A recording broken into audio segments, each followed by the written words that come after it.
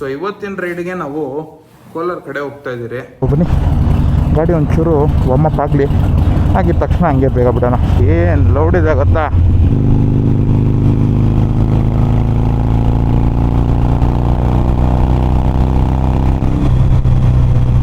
ಮುಂದೆ ನೋಡಿ ವ್ಯೂ ಹೆಂಗಿದೆ ಅಂತ. ಓಹೋ ಹೋ ಹೋ, ಬೇಜಾನ್ ಜನ ಬೈಕಲ್ಲಿ ಬಂದಿದ್ದಾರೆ ಈ ಕಡೆ.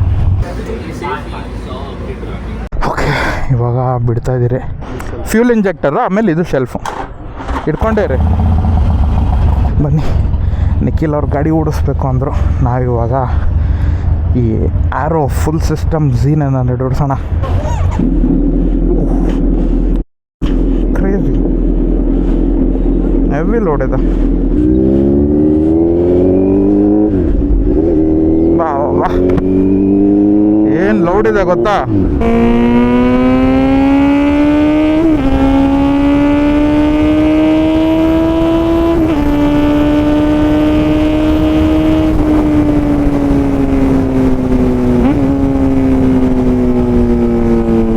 ಸ್ಪೀಚ್ಲೆಸ್.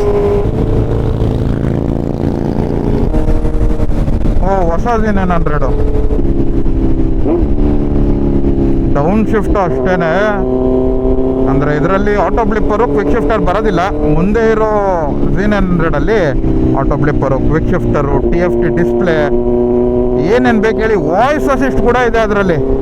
ಏನಿಲ್ಲ, Kawasaki turn on sports mode ಅಂದರೆ ಸ್ಪೋರ್ಟ್ಸ್ ಮೋಡ್ ಆನ್ ಆಗುತ್ತೆ.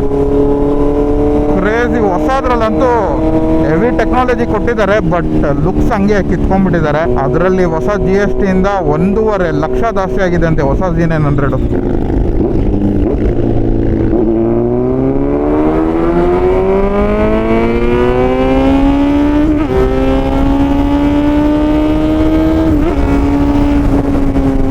ಬಟ್ ಇಂಜಿನ್ ಒಂದೇ ಇಟ್ಕೊಂಡಿರೋದ್ರಿಂದ ಒಂದು ಕ್ರೇಜಿ ಅಡ್ವಾಂಟೇಜ್ ಇದೆ. ಈ ಸೌಂಡ್ ಹಂಗೆ ಇರುತ್ತೆ, ಮತ್ತು ಪವರ್ ಟಾರ್ಕ್ ಇದೆಯಲ್ಲ, ಡಿಟ್ ಸೇಮ್ ಇದ್ದಂಗೆ ಇರುತ್ತೆ. ಬಟ್ ಒನ್ಲಿ ಥಿಂಗ್ ಏನು ಅಂದರೆ ಒಂಚೂರು ಲುಕ್ಸಲ್ಲಿ ಸ್ಯಾಕ್ರಿಫೈಸ್ ಮಾಡಬೇಕಾಗುತ್ತೆ.